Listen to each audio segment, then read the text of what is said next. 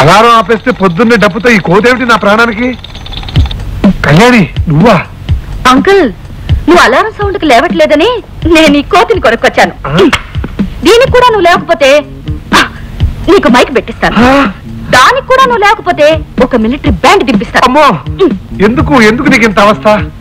ఎందుకేంటి uncle, ఉదయమే నిన్ను లేపడం, నీ చేత మొహం కడిగించడం, జాగింగ్ డ్రెస్ వేయించడం, నిన్ను ఎక్సర్సైజ్ తీసుకెళ్ళడం నా బాధ్యత. త్వరగా రా. బాబాయ్ గారు, మీరు ఫారెన్ వెళ్తూ ఒరే ఆనందు అమ్మాయిని జాగ్రత్తగా చూసుకోరా అని కళ్యాణ్ నాకు అప్పగించి వెళ్ళారు.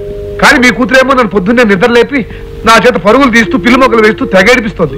ఫోటోతో కబుర్లు ఆపు. టైం ఆరైంది, ఇంకా డాడీ దగ్గర నుంచి ఫోన్ రాలేదేమిటి? ఆయన ఉన్నది అమెరికాలో, ఇప్పుడు అర్ధరాత్రి అయి ఉంటుంది. బాబాయ్ గారు కాస్త బ్రాందీ వేసుకుని మంచి నిద్రలో ఉంటారు. ఏదేమైనా డాడీ ఈ టైంకి ఇక్కడికి ఫోన్ చేసా తీరాలి. తొందరే ఉంది, ఫోన్ వచ్చాక మాట్లాడి తీరిగ్గానే పెడదాం. అదిగో డాడీ ఫోన్ చేసినట్టున్నాడు, వెళ్ళు. Hi daddy, how are you? నేనేం చేస్తున్నానా, నా గార్డియన్ గా ఏర్పాటు చేసిన మహాన్ భావుడికి తిండి నిద్ర ఎక్కువయ్యాయి. అందుకే తాను ఒళ్ళు తగ్గడానికి నాతో పాటు ఎక్సర్సైజ్ చేయడానికి తీసుకెళ్తున్నాను.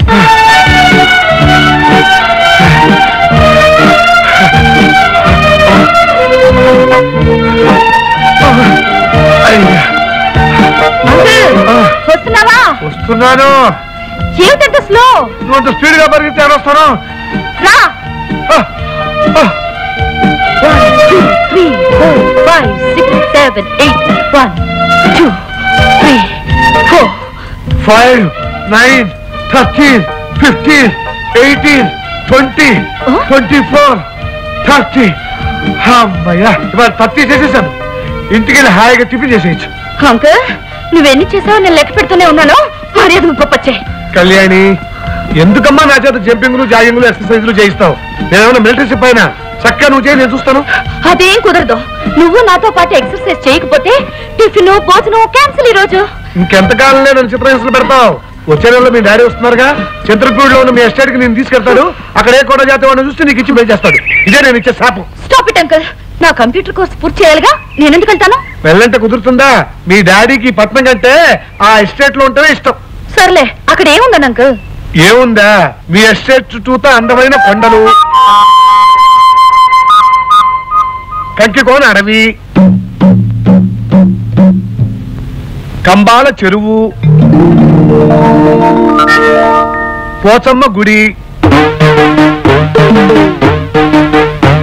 ఎస్టేట్ ని మేనేజ్ చేసే మీ బాబాయ్ గద్ద ముక్కు పురుషోత్తం.